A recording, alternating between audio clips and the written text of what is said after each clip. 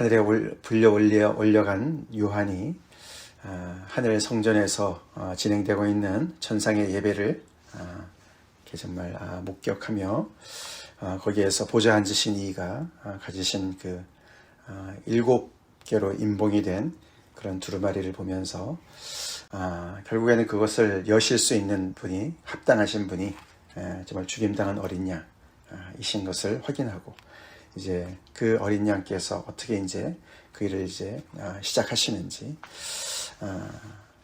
그 예배를 진행하는 중에 이제 드디어 6장부터 그 어린 양이 7인을 차례대로 이제 떼시는 일이 이제 오늘부터 이제 나옵니다.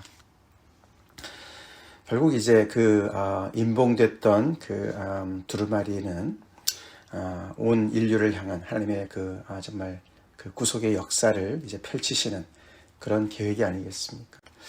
그것을 아무나 열 수가 없었고, 오직 죽임을 당해서 승리하신 어린 양께서만이 하실 수 있는 일이신데, 과연 그것을 하나하나 떼실 때 무슨 일이 벌어질까? 오늘 우리가 그 첫 번째 6번째까지의 인을 떼는 내용을 우리가 이제 봅니다. 그 내용이 정말 어마무시합니다. 그렇죠? 결국 이제 여기서 이제 그 나오는 그 내용은 그 당시 1세기 당시에 그 온 땅을, 온 세계를 정복해서 다스렸던 그리고 교회를 박해했던 그 로마 제국의 세력을 향한 하나님의 심판이죠. 특별히 앞에 네 가지의 그런 인을 떼는 이야기가 바로 그런 내용입니다. 결국 하나님의 심판입니다. 하나님의 그 통치와 하나님의 창조의 질서를 대적하는, 그리고 오만하기 짝이 없는, 마치 정말 그 로마 제국의 황제가 하나님 노릇을 하고 자기가 주고 자기가 하나님이다, 그렇게 정말 자기를 숭배해라, 그렇게 정말 그 악한 세력의 그런 가장 최고봉에 있는 그들을 하나님께서 응징하기 시작하시는 것이죠. 그래서 오늘 이 이야기를 우리가 들으면서 어떤 마지막 때 어떤 일이 벌어질까, 그것도 우리가 생각하지만 더 중요한 것은 그 당시에 로마 제국의 정말 박해를 받았던, 특별히 소아시아 지방에 있는 7교회를 향해서 지금 편지를 쓰는 거 아닙니까? 그래서 이 요한이 정말 그 염두에 두고, 또 하나님께서 그 당시에 정말 당신의 그 충성된 종들을 향해서 하시는 말씀에 기초해서 우리가 먼저 봐야 되는 것이죠. 그들 입장에서 이 이야기를 들었을 때 어땠을까? 우리가 오늘 이야기는 특별히 예수님께서도 그 마지막 이제 죽으시기 직전에 그 마지막 한 주간 그 성전에 계시면서 가르치시지 않으셨습니까? 그때 그 특별히 마태복음 24장이라든가 마가복음 13장에 나오는 그 마지막 때, 정말 그 성전의 멸망을 예고하시면서 마지막 때 어떤 일이 벌어질 것인가, 그렇게 예고해 주지 않으셨습니까? 사실 그 얘기랑 거의 비슷한 순서로 이렇게 진행이 돼요. 그래서 그 말씀을 잘 알고 있었던 교회 입장에서는 그렇게 생소한 얘기는 아니었을 겁니다만, 그래도 훨씬 더 자세하고 또 거기에 새로운 내용도 좀 들어가 있죠. 특별히 5째 인이 그렇죠. 그렇게 해서 이 교회가 그 이야기를 들었을 때 결론적으로 말씀을 드리면 너무너무 정말 격려가 되고 또 재확신이 되었을 것이죠. 그리고 믿음의 재충전을 받았을 것이라는 것입니다. 하나님께서 불의한 세력들을 결국에는 응징하실 때가 온다. 하나님의 공의를 베푸실 때가 온다. 그리고 그런 정말 그 엄청난 세상의 그런 정말 소용돌이 속에서 많은 전쟁과 그런 정말 정말 너무나 불안정하고 여러 가지 어려운 그런 상황 속에서 계속해서 하나님의 역사는 그 종점을 향해서, 그 정말 결론을 향해서 계속 하나님의 통제하에 진행이 되고 있다라는 것을 말씀해 주는 줄 믿습니다.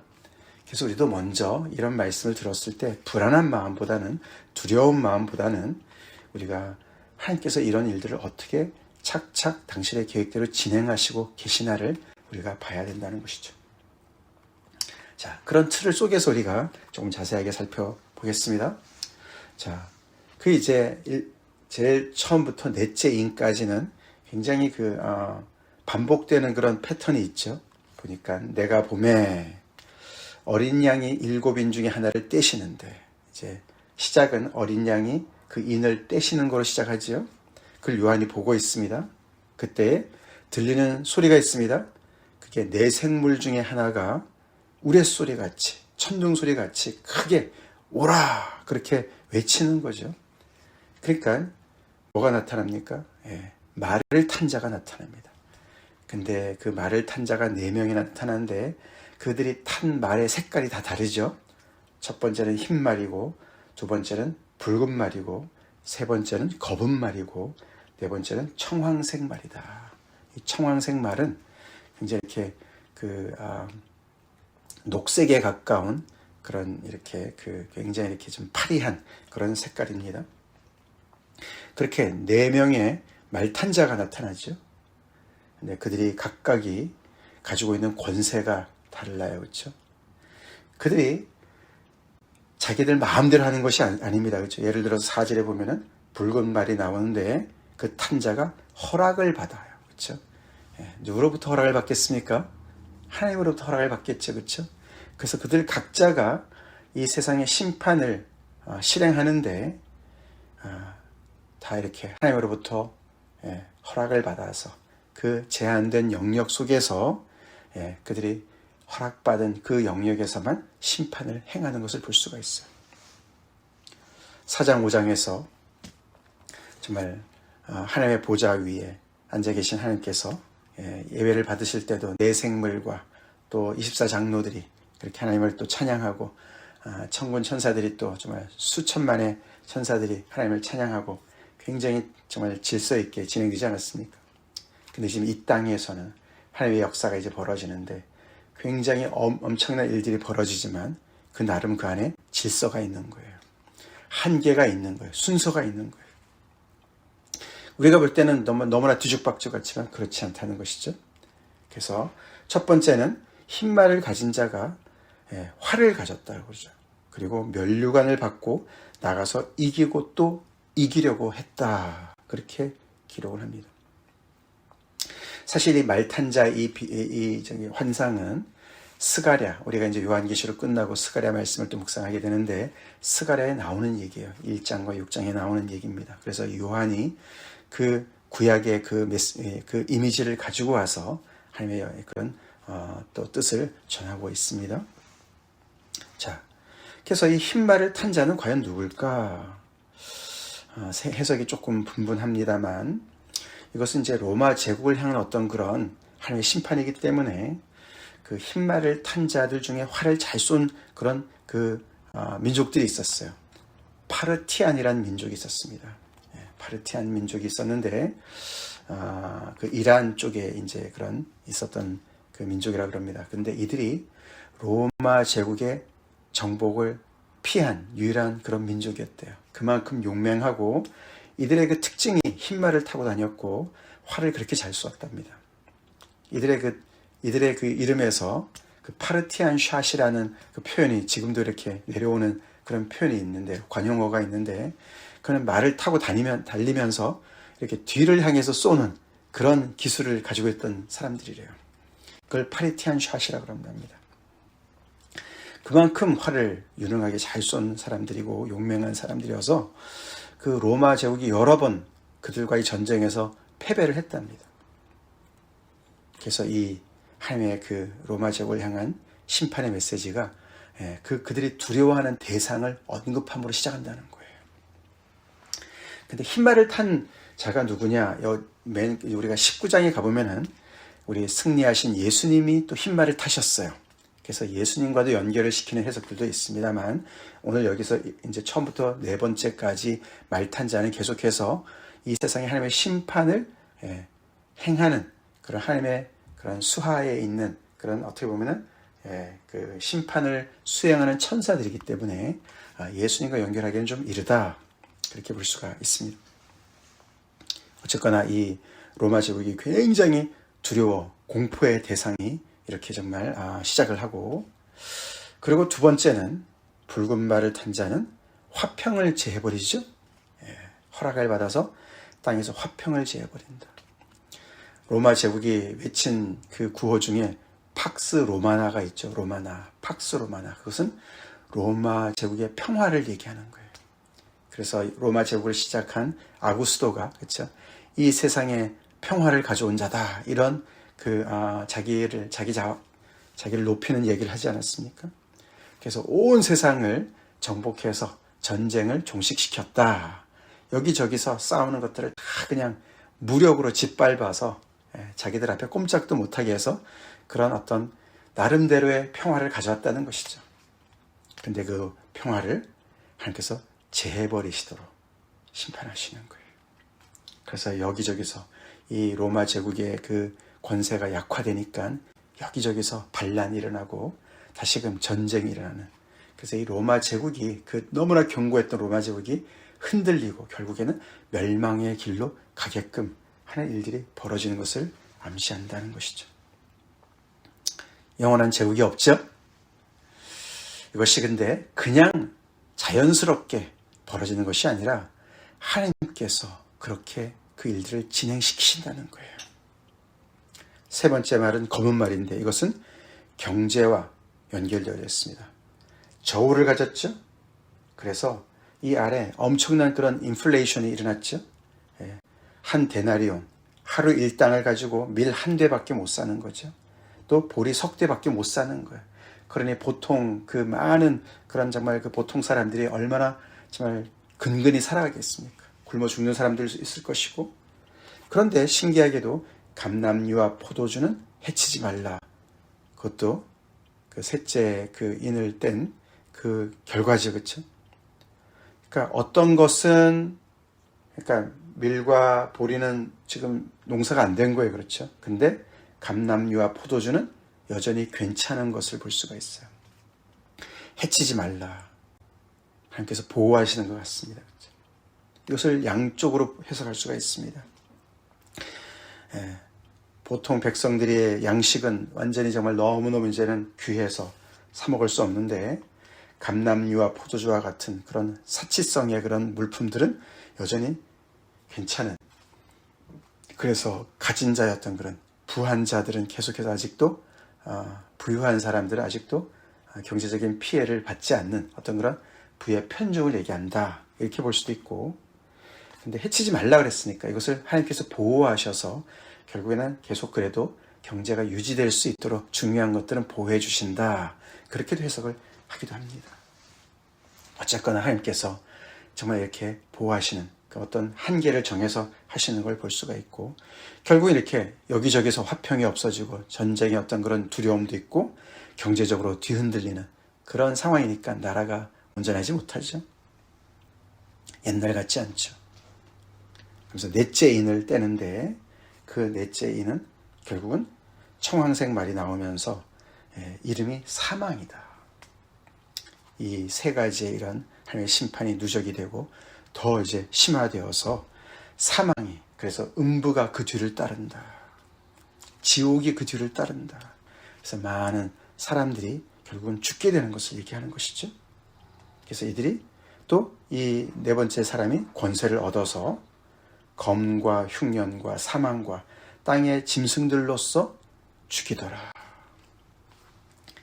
근데 그게 땅의 4분의 1이죠. 4분의 1의 권세를 얻습니다. 그래서 하나님께서 정해주신 그 한계 속에서 정해주신 일들만을 감당하면서 이렇게 심판을 이행하는 것을 경고하고 있습니다. 자, 이런 와중에 하나님께서 이 로마 제국을 심판하시는 그런 정말 그들의 오만과 그들의 정말 그 폭력적인 그런 모든 것들을 심판하시는 와중에 그러면 믿는 사람은 어떻게 될 것인가? 그게 바로 다섯째 인과 연결되어진 거예요. 로마 제국은 벌써 우리가 2장 3장에서도 봤지만 예수 믿는 사람들을 죽이지 않았습니까? 로마 제국의 그 네로 황제가 벌써 많은 사람들을, 예수님을 믿는 사람들을 또 죽이지 않았습니까? 그렇죠? 그런 박해가 심한 때가 있었는데, 과연 정말 예수 믿는 사람은 이런 와중에 어떻게 지낼 것인가. 근데 이 다섯째 인을 떼는데, 그 인을 떼니까 예수 믿는 사람들이 땅에서 어떻게 박해를 받나라고 기록하는 줄 알았는데 그게 아니죠. 다섯째 인 때는 이 장면이 땅에서 하늘로 옮겨갑니다. 이 요한이 본 것이 뭡니까? 내가 보니 하나님의 말씀과 그들이 가진 증거로 말미암아 죽임을 당한 영혼들이 제단 아래에 있는 걸 보고 있어요. 하나님의 제단 아래, 그러니까 이 하늘 성전 안에도, 그렇죠? 유리 바다, 그것은 이제 예루살렘 성전에서 바다가 있지 않았습니까? 그렇죠? 바다를 상징하는 노수로 만든 바다. 그리고 또 제단도 있어요. 그렇죠? 그래서 이 하늘 성전이, 그래서 하늘 성전이라고도 표현하는 거예요. 그 제단 아래 이 사람들이 있는데, 성도들이 있는데, 이들이 그냥 하나님의 성도가 아니라 죽임을 당한 영혼들인 거죠. 왜 죽임을 당했습니까? 하나님의 말씀 때문에, 또 그들이 가진 증거 때문에, 복음 때문이죠. 결국은 예수를 믿는 복음 때문에 죽임을 당한, 순교를 당한 것이죠. 그래서 이 땅에서의 성도들의 어떤 모습을 얘기하는 것보다 하늘에 있는, 천상에 있는 이미 순교를 당해서 하나님 앞에 가 있는 영혼들에 대한 이야기로 교회의 이야기를 대치합니다. 근데 그들이 제단 아래에 있다는 표현은 결국은 그들의 목숨을 하나님께서 제물로 받으신 것처럼 그렇게 표현하는 것이죠. 우리가 로마서 12장 1절에 그렇죠. 하나님의 모든 자비하심으로 너희를 권한다. 너희 몸을 하나님이 기뻐하시는 거룩한 산 제물로 드려라. 그렇게 바울이 그렇죠. 하나님의 크신 은혜에 걸맞게 너네 그 모든 그 하나님의 받은 은혜를 하나님께 정말 그렇게 올려드려라. 마치 그런 표현처럼 이 하나님을 믿는 성도들이 끝까지 믿음을 지키다가 충성하다가 결국에는 이 로마의 제국 아래 정말 희생당한 그들이 그냥 사라진 것이 아니에요. 그렇죠? 땅에 있는 성도들 입장에서 이것을 들었을 때 어떤 생각이 들었을까요? 누구도 순교당했고 누구도 순교를 당했고 너무너무 정말 슬프고 너무나 두려운 얘기지만 그 영혼들이 하나님 앞에 가 있습니다. 그렇죠? 하나님 앞에 가 있어요. 하나님의 제단 앞에 가 있는 거예요. 하나님께서 그들의 그 희생을 정말 감사의 희생의 제물로 받으신 거라는 것이죠. 근데 그들이 거기서 뭘 합니까? 큰 소리를 하나님 앞에 신원의 기도를 드리는 것이죠. 탄원의 기도를 드리죠. 거룩하고 참되신 대주제여. 하나님을 그렇게 부릅니다. 대주제여. 전지전능하신 모든 것을 당신의 뜻대로 주관하시는 거룩하시고 참되신 하나님이시여. 로마 황제가 하나님이 아니고 주가 아니고 참되신 온 정말 천지를 창조하시고 구속하시는 하나님이시여. 그렇게 부르면서 땅에 거하는 자들을 심판하여 우리 핏값을 갚아주기를 아니하시기를 언제까지 이렇게 안 하실 겁니까? 라고 하나님 앞에 탄원합니다. 땅에 거하는 자들, 그래서 땅에 거하는 모든 사람들을 포함하는 것이 아니라 땅의 권세를 가진 자들을 얘기하는 것이죠. 로마 제국으로 대표하는 그런 악의 세력들을 얘기하는 것이죠. 그들을 언제까지 심판을 안 하시겠습니까? 하나님의 심판을 언제까지 미루시겠습니까? 빨리 심판하셔서 우리의 피를 왜 갚아주지 않으십니까? 라고 하나님께 탄원의 기도를 드리고 있습니다. 땅에 있는 성도들의 심정을 고스란히 대변하는 얘기가 아니겠습니까? 그렇죠? 땅에서 지금 이 1세기 말렵에 정말 너무나 두려움으로 많은 정말 그런 박해를 받으면서 경제적인 압박을 받으면서 너무나 근근히 겨우겨우 살아가는 그 성도들이 똑같은 기도 안 드렸을까요? 그렇죠? 하나님이 살아계시는데 왜 가만히 계세요? 하나님의 공의를 언제 베푸실 겁니까? 하나님께서 언제나 정말 우리를 구원하실 겁니까? 언제나 저 악한 세력들을 응징하실 것입니까? 그것은 그냥 단순한 어떤 그런 복수심에서 불타는 것이 아니라 정의로우신 하나님, 공의로우신 하나님께서 왜 하나님께서 가만히 계십니까? 우리가 시편에 많이 나오는 그런 표현을 가지고 기도하는 것이죠. 그러니까 이 땅에 있는 성도들이 이런 이야기를 들으면서 얼마나 힘이 됐겠습니까? 그렇죠? 위로가 됐겠습니까? 그래서 포기하고 싶은 너무나 정말 버티고 너무 힘든 상황에서도 다시금 힘을 얻어서 이 길이 맞구나. 이 길이 정말 구원의 길이 맞구나. 그렇게 다시금 힘을 얻은 줄로 믿습니다. 우리 또한 이 말씀을 통해서 우리도 이들의 그 정말 믿음에 다시 우리가 합하는 은혜가 있게 간절히 우리가 기도합시다. 그 기도를 듣고서는 어떤 응답을 받습니까? 그들 각각에게 흰 두루마기를 주셨다 그래요. 그렇죠? 흰 두루마기, 흰 옷을 주셨습니다. 그러시면서 잠시 동안 쉬어라. 길진 않을 거다. 잠시 동안.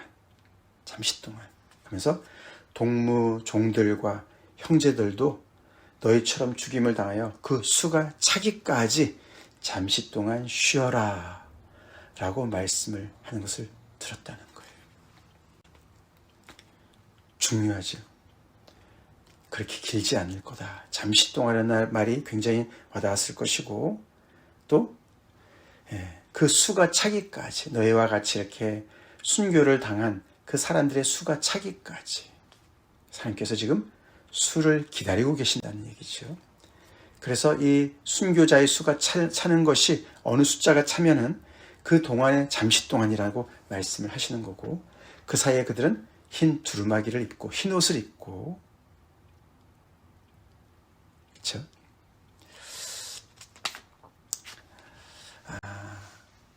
쉬고 있는 그런 이야기를 하고 있습니다. 우리가 이제 7장에 나오지만 이들이 어떻게 흰 옷을 입냐? 어린 양의 피로 말미암아 그 피에 옷을 씻어서 희게 되었다. 이렇게 표현이 나와요. 7장에. 결국 이들이 흰 두루마기를 입었다는 얘기는 승리자의 모습인 줄 믿습니다. 예수님이 입으신 그 옷처럼 빛나는 옷처럼 흰 옷으로 그들의 정말 그 믿음을 또 정말 죽음으로 승리한 그들에게 승리를 안겨주시는 것이죠. 그래서 이 다섯째 이는 이 정말 하나님의 심판이 진행되는 중에 하나님께서 믿는 자들을 죽지 않도록 보호해 주시는 것보다는 그들이 그런 중에 믿음을 지킴으로 생명을 잃는다 할지라도 목숨을 잃는다 할지라도 그러나 그들은 결국에는 승리로 하나님께서 이끌어 주시는 그 이야기를 포함하고 있는 것이죠. 결국은 교회는 계속해서 교회의 사명을 그 박해 중에 하나님의 역사가 펼쳐지는 중에 감당해야 되는 것을 이야기하고 있습니다. 그러나 그것이 그렇게 길진 않을 것이다. 그 수가 차기까지만 할 것이다 라고 말씀을 하시죠. 그리고 여섯째 인으로 넘어갑니다. 봉인이 7가지밖에 없는데 그렇죠. 이제 마지막에서 두 번째죠. 여섯째 인을 떼니까 어떻게 무슨 일이 벌어졌습니까? 이번에는 큰 지진으로 시작하면서 천체에 엄청난 변화가 일어나죠. 해는 검어지고 달은 온통 핏물로 변하고 별들은 떨어지고 하늘이 두루마리처럼 말려가지고 떠나가고 산과 섬들이 제자리에서 다 옮겨지고 막 그냥 엄청난 그런 정말 이 하나님의 이 피조 세계에 큰 변화가 일어나는 그냥 완전히 그냥 녹아 없어지는 것과 같은 그런 일이 벌어진다. 상징적인 표현이긴 하지만 이것은 결국은 하나님께서 가까이 오셨음을 얘기하는 거예요. 하나님께서 강림하시는 장면을 얘기하는 거예요.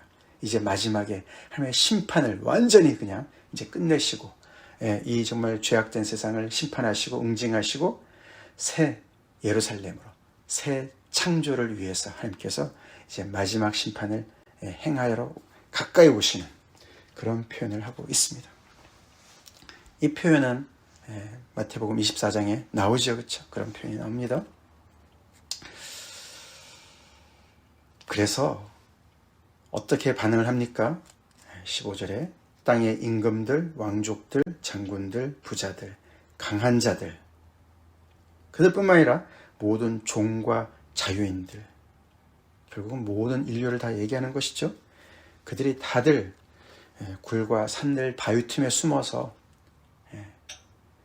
산들과 바위한테 우리 위에 떨어져서 보좌에 앉으신 이의 얼굴에서와 그 어린 양의 진노에서 우리를 가리라, 우리를 좀 보호해 달라고 탄식하는 이야기를 기록하고 있습니다.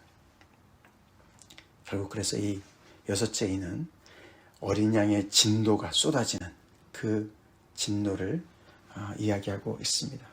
그들의 진노의 큰 날이 이르렀으니 누가 능히 서리요 하더라. 요한이 들은 음성이죠. 아무도 설 수 없을 것이다. 진노의 큰 날에 여섯째 인이 떼어졌을 때는 이제 아무도, 아무리 임금들이라 할지라도, 아무리 왕족들이라 할지라도, 장군들이라 할지라도, 부자와 강한 자라 할지라도 아무도 그 앞에 설 수 없을 때가 온다.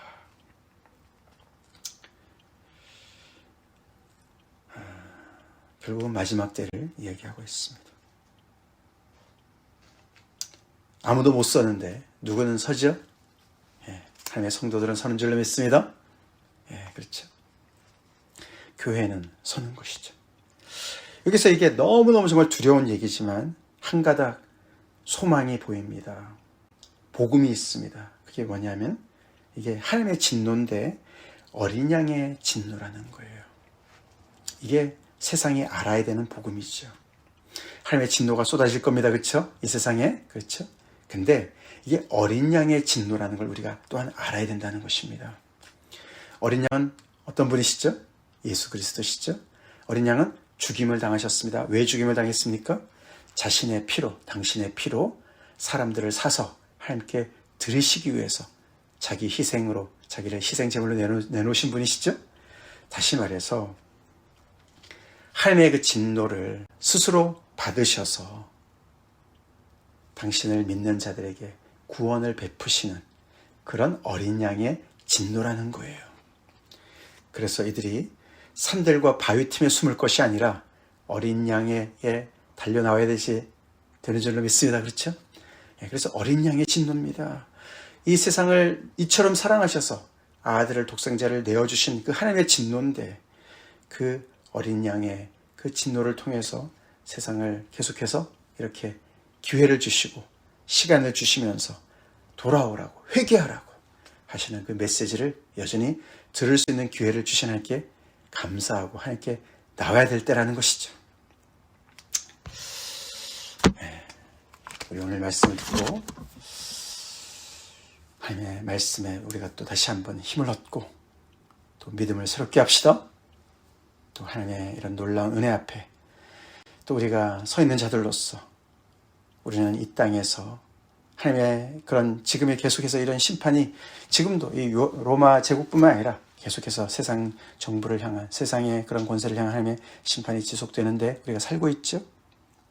마지막 때는 아직 오지 않았으니까 마지막 날은 그 중에 교회는 무엇을 해야 되느냐? 믿음을 따라 충성합시다. 그래서 우리에게도 정말 이렇게 복음으로 말미암아 우리가 우리의 목숨을 내어놓는다 할지라도 그렇게 정말 충성된 사람들로 섭시다. 다 같이 기도하겠습니다. 주님 감사합니다. 오늘 하나님의 심판이 쏟아지는 요한계시록 6장 말씀 묵상하며 주님 앞에 또 나아옵니다. 그 당시의 교회가 얼마나 참 큰 격려와 위로를 받았을까. 또 그들이 다시금 심기일전하여서 믿음을 지켰을까 생각해 봅니다. 저희도 하나님의 교회로서 아버지 하나님 정말 아니란 생각 버리게 하시고 정말 끝까지 복음에 충성을 하는 자들로 서게 하시고 정말 어린 양의 그 피로 씻김을 받은 그런 아버지 믿음의 사람들로 굳게 서게 하여 주시옵소서. 이 생의 수많은 아버지 전쟁과 기근과 아버지 하나님의 많은 정말 아버지 어려움 속에 정말 아버지 여전히 하나님의 뜻이 펼쳐지고 있는 것을 저희가 믿어 의심치 않게 하시고 두려워하거나 정말 아버지 혼돈에 빠지지 않게 도와주시고 주님 앞에 바로 설 수 있도록 역사해 주시옵소서. 예수님 이름 받들어 간절히 기도 올려옵나이다. 아멘.